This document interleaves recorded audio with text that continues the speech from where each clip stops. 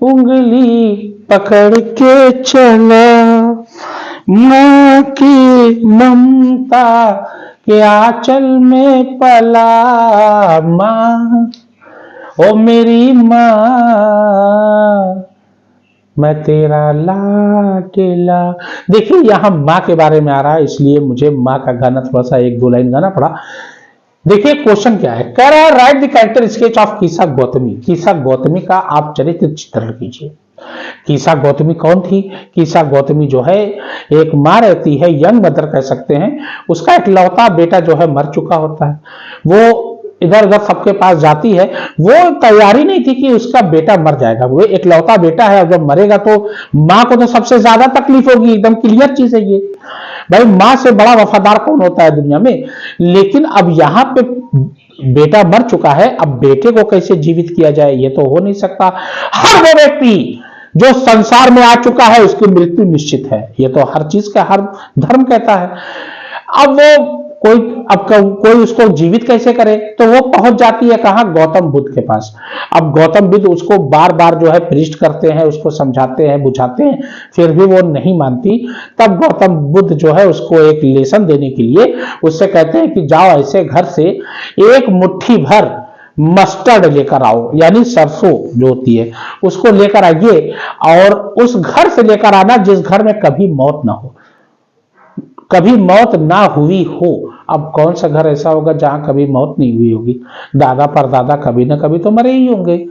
तो यही है ये कहानी में। देखिएगा, write the character sketch of Kisa Gotami, तो आप लिखोगे द कैरेक्टर स्केच ऑफ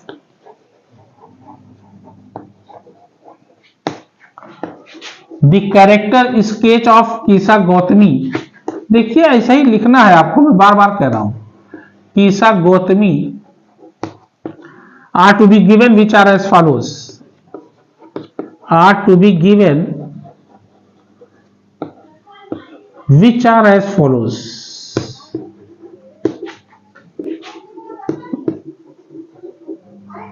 ये आप लिख दोगे, सबसे पहली हेडिंग दोगे। देखिए हेडिंग सिनॉप्सिस देके लिखना, मैं बार बार कहता हूं, अगर आप हेडिंग दोगे तो एग्जामिनर जो है ना हेडिंग देखेगा इंप्रेस। इंप्रेस कैसे करना है ये बड़ा मायने रखता है एग्जाम में। आपको कॉपी कैसे फिलअप करना है, लॉन्ग आंसर हो या मतलब वो ऐसे वगैरह हो या जो भी हो, उसमें कैसे आपको हेडिंग जो है देना है, वो करके आप करोगे तो एग्जामिनर आपसे खुश होगा और नंबर आपको जाहिर सी बात देगा, वो तो एकदम तय है, एकदम कंपल्सरी मान लीजिए। लिखोगे इंट्रोडक्शन, आप लिख सकते हो इंट्रोडक्शन।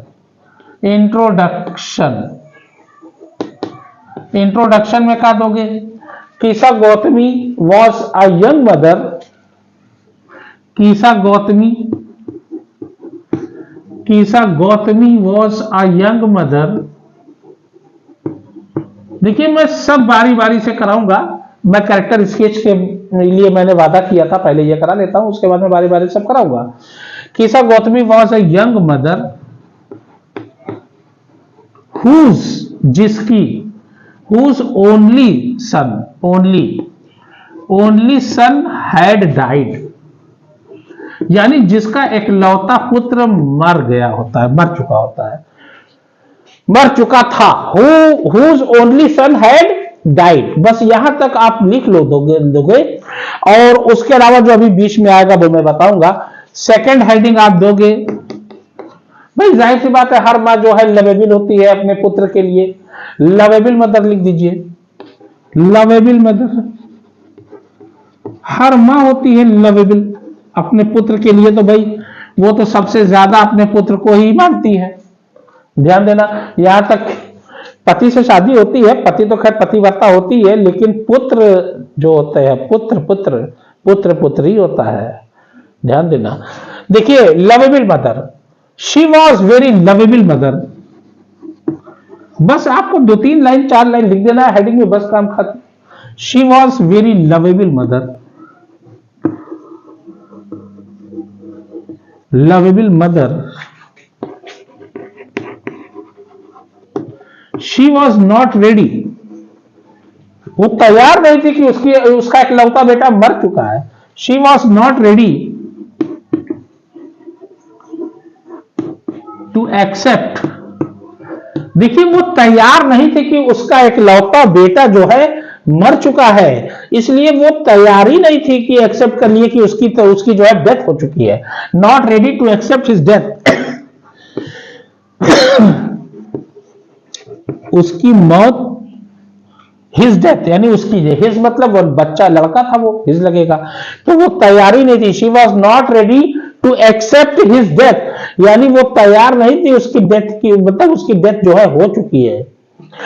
वो कहती है she wanted to make him alive, वो उसको जीवित करना चाहती थी। शी वॉन्टेड, वॉन्ट का सेकंड फॉर्म वॉन्टेड, ईडी लगाना है क्योंकि पास्ट टेंस में है। गौतम बुद्ध 563 बीसी की बात है, ये ईसा पूर्व के पहले, बिफोर क्राइस्ट। शी वॉन्टेड लिखोगे शी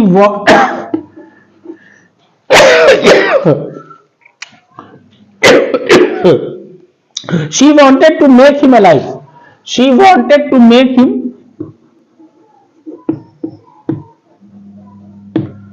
अलाइव, ये आप लिख दोगे इतना, बस इतना हो गया। तीसरा लिखोगे ग्रीफ स्ट्रिकन, बहुत गहरे दुख में थी, सदमा लग गया था उसको। ग्रीफ स्ट्रिकन यानी स्ट्रिकन का मतलब, ग्रीफ मतलब दुख, स्ट्रिकन मतलब त्रस्त, यानी दुख से त्रस्त थी ना वो, ग्रीफ स्ट्रिकन। एक होता है सारो स्ट्रिकन, होता है ना grief stricken, GRIEFTRICKEN, grief stricken, ये आप लिख देना, ये जरूर लिखना ग्रीफ स्ट्रिकन, ठीक है ना। अब इसमें क्या देखो, कीसा गौतमी तो है वो एक तरीके से सेल्फिश हो गई थी, और ग्रीफ स्ट्रिकन यानी दुख में एकदम मतलब त्रस्त थी वो। शी हैड, शी लिखोगे, सॉरी यहां ही तो नहीं है कहीं, हाँ शी, क्योंकि औरत है ना। शी लव्ड हर सन यानी अपने पुत्र से, औरत है वो हर लगेगा, हर सन वेरी मच, दैट्स वाई लिख दो ना, that's why she was in grief stricken, बस वो ग्रीफ, बहुत दुख में थी, दुख से त्रस्त थी। She was in grief stricken, यहां लिख दो।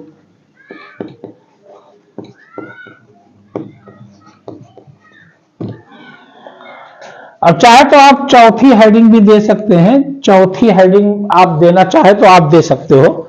देखिए आपको एक चीज का ध्यान यहां पर अवश्य देना है कि सिनॉप्सिस बना के ही कैरेक्टर स्केच आपको लिखनी है बस। सेल्फ रियलाइजेशन भी आप दे सकते हो, सेल्फ रियलाइजेशन यानी उसको जो है खुद से फिर उसको रियलाइज हुआ, मतलब उसको एक तरीके से पता चल गया, पछतावा हुआ कि हाँ भाई संसार में जो आया है उसकी मौत निश्चित है। क्योंकि गौतम बुद्ध उसको बार बार समझा रहे थे, समझ में आ नहीं रहा था। तब गौतम बुद्ध ने क्या कहा था, गौतम बुद्ध ने कहा था कि जाओ भाई आप जो है इसे घर से मस्टर्ड मुट्ठी भर लेकर आओ, जहां पर जो है कोई मरा ना हो। Kisa Gotami was sad, Kisa Gotami was sad and in grief stricken, मैं ऊपर का इरेज कर दे रहा हूं भाई introduction, and in grief stricken, ये देखिए ऊपर मैं लिख रहा हूं यहां पे, ध्यान देना। एक सेकंड, चौक नहीं है क्या जी, ग्रीफ स्ट्रिकन यहां तक लिख दिए ना। उसके बाद देखिए ध्यान देना कि क्या लिखा है, Kisa Gotami was sad and sad, यार कीसा गौतमी वॉज सैड होगा, ये Kisa Gotami was sad and in grief stricken, इतना लिखोगे। उसके बाद लिखोगे but she realised soon that, but she, अब इसके आगे लिखोगे बट शी रियलाइज्ड सून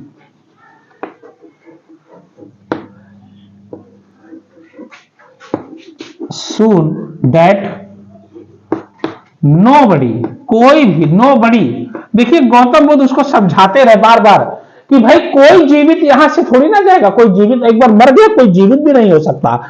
इसीलिए उन्होंने कहा nobody can avoid death, nobody can avoid death.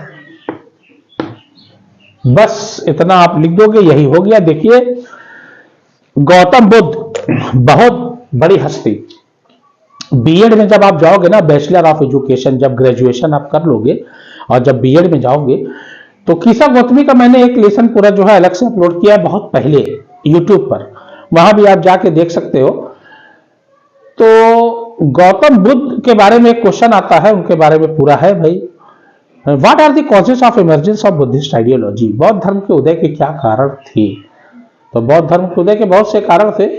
आधी रात में अपनी पत्नी और अपने बच्चे को छोड़कर चले भी गए थे। तो ये आप ऐसे लिखोगे तो आपको नंबर जो है बहुत अच्छा मिलेगा, अगर आप जो है हेडिंग या सिनॉप्सिस के साथ लिखते हो तो।